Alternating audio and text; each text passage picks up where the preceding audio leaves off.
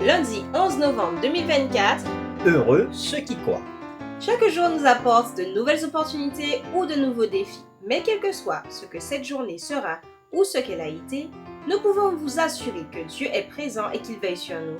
C'est pour cela que nous vous accueillons avec la joie que Dieu met dans nos cœurs, dans l'aventure, dans la parole, pour partager cette séquence avec vous.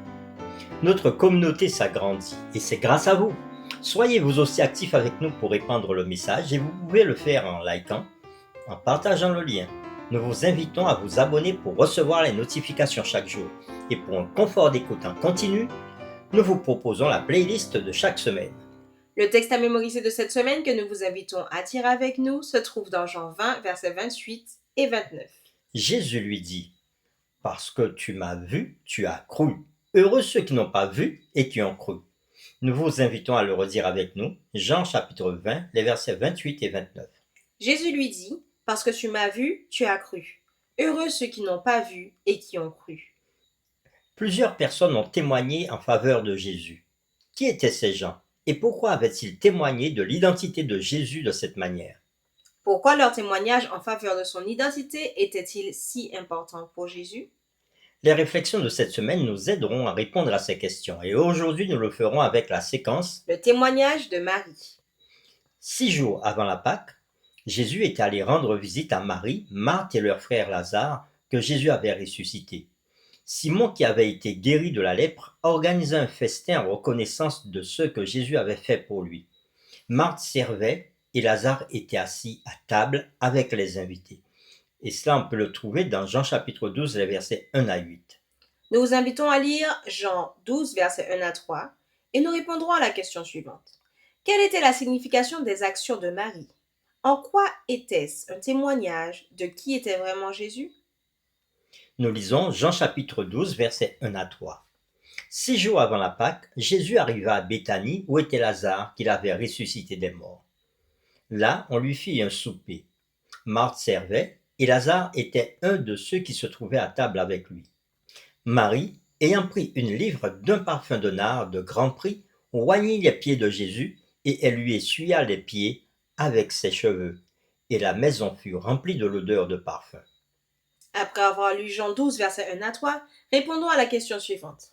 Quelle était la signification des actions de Marie? En quoi était ce témoignage de qui était vraiment Jésus? Le parfum était très cher, valant environ 1 an de salaire pour un ouvrier ordinaire. Marie avait probablement apporté ce don en signe de gratitude envers le Sauveur pour le pardon de ses péchés et pour la résurrection de son frère. Elle avait l'intention de faire cet acte un jour pour l'enterrement de Jésus. Mais ensuite, elle entendit dire qu'il serait bientôt roi.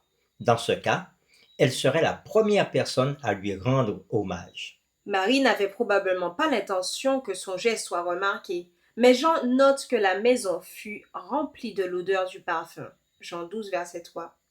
Judas répondit par une réprimande rapide, déclarant que le parfum aurait dû être vendu et que l'argent de la vente aurait dû être donné aux pauvres. Jésus rassura immédiatement Marie en lui disant, « Laisse-la. Vous avez toujours les pauvres avec vous, mais vous ne m'avez pas toujours. » Un thème récurrent traverse l'Évangile. Jésus connaissait le cœur des gens. Et on peut le voir dans Jean chapitre 2 versets 24 et 25, Jean chapitre 6 versets 70 et 71, Jean chapitre 13 verset 11 ou encore Jean chapitre 16 verset 19. Dans ce cas, lors de la fête de Simon, Jésus savait ce qu'il y avait dans le cœur de Judas. Jean prend soin de montrer qui était Judas, un voleur égoïste, et il le dit au verset 6 du chapitre 12. L'écrivaine Ellen White, dans le livre Jésus-Christ à la page 555, dit ce qui suit. Le don odoriférant que Marie s'était proposé de prodiguer sur la dépouille du Sauveur, elle le répandit sur lui pendant qu'il vivait encore. Lors de l'ensevelissement, la douceur de ce parfum eut simplement rempli sa tombe, tandis que son cœur fut réjoui par ce témoignage de foi et d'amour. Et lorsque plus tard, il s'enfoncera dans les ténèbres de la suprême épreuve, il emportera avec lui le souvenir de cet acte comme un gage de l'amour dont il sera l'objet de la part des rachetés pendant l'éternité. Fin de citation. Pour terminer, réfléchissons à ces questions.